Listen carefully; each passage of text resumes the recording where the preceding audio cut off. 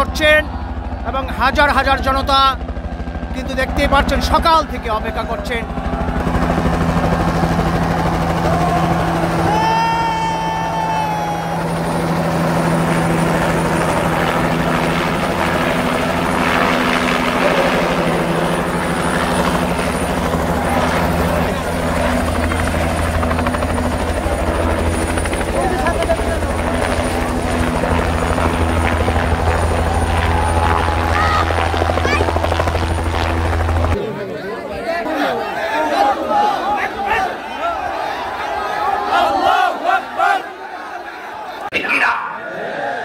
তিনি আল মালিক, আল মালিক মানে ক্ষমতাধর, ক্ষমতার মালিক, রাজা ধীরাজ বাদশাহ।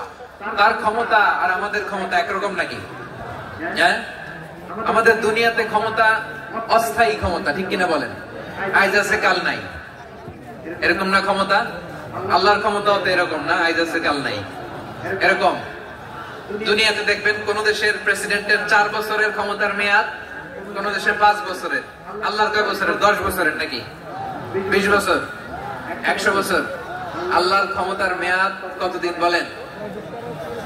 বুঝে থাকলে বলেন তো।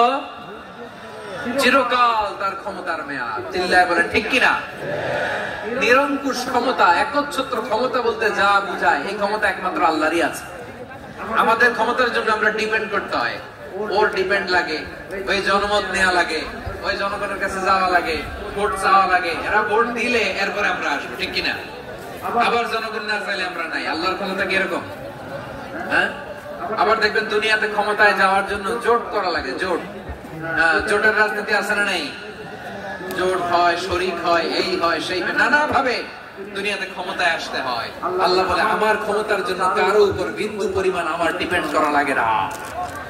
সৃষ্টির শুরু থেকে আমি ক্ষমতার চেয়ারে বসা, মহাবিশ্বের শেষ পর্যন্ত, সীমাহীন ভবিষ্যৎ পর্যন্ত আমি ক্ষমতার চেয়ারে থাকবো। আমি হলাম আল মালিক, আমার ক্ষমতার কোনো কমতি নাই, কোনো ঘাটতি নাই। কেউ আমার এই ক্ষমতা থেকে নামাতে পারবে না। পারা যাবে?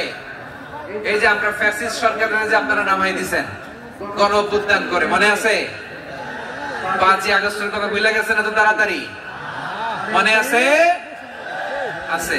আমরা সবাই মিলে যদি একটা গণ অভ্যুত্থান করি, তাইলেই তো আল্লাহর ক্ষমতার চেয়ার থেকে নামায় ফেলানো যায়। হ্যাঁ, যাবে না? পারবো না আমরা? কি বলে, পারা যাবে না?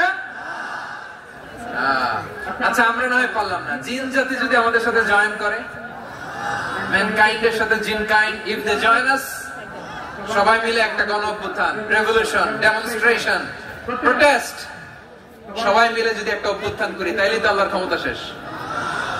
আওয়াজ করে বলেন, তাইলেই কি আল্লাহর ক্ষমতা শেষ হবে? এই যে বারোয়াখালীর ভাইয়েরা, এদিকে কি হচ্ছে আমি তো দেখতে পাচ্ছি। এরকম হলো কেন? তোমরা খালি বোতল ছুড়লা কেন দু একজনের উপরে? হ্যাঁ, আমার দিকে তাকাও, ভাই পারবেন না কারো দিকে, মেহরবানি করে আমার দিকে তাকান। তাহলে আমরা সবাই মিলে একটা গণ অভ্যুত্থান যদি করি, আল্লাহর ক্ষমতা থেকে নামানো যাবে? আল্লাহ বলেন না, আমি হলাম আল মালিক, আসল ক্ষমতার মালিক, the king of kings, the owner of ultimate power, the owner of ultimate authority, the owner of ultimate sovereignty, নিরঙ্কুশ একচ্ছত্র ক্ষমতার মালিক হচ্ছি আমি আল্লাহ। আল্লাহ তাআলা সূরা মুলকের শুরুতে বলছেন, তাবারাকাল্লাযী বিয়াদিহিল মুলকু ওয়া হুয়া আলা কুল্লি শাইইন কাদির। মহিমান্বিত সত্তা, যার হাতে ক্ষমতা, তিনি যা চান তাই করতে পারেন। আওয়াজ করে বলেন তো তিনি কে? আবার আল্লাহ বলেন, কুলিল্লাহুম্মা মালিকাল মুলকি তুতিল মুলকা মান তাশাউ ওয়া তানজিউল মুলকা মিম্মান তাশাউ ওয়া তুইজ্জু মান তাশাউ ওয়া তুযিল্লু মান তাশাউ বিয়াদিকাল খায়র ইন্নাকা আলা কুল্লি শাইইন কাদির। আল্লাহু আকবার। হে নবী, আপনি বলুন, আল্লাহুম্মা মালিকাল মুলক, আল্লাহ আপনি ক্ষমতার মালিক।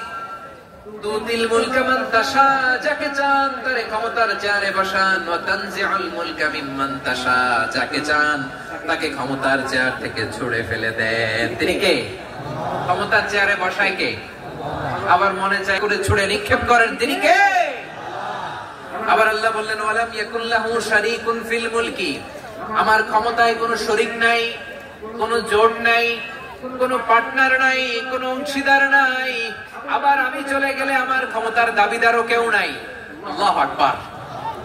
এই দুনিয়াতে রাজা মারা গেলে পরে রাজা কে হয়? রাজার ছেলে রাজা।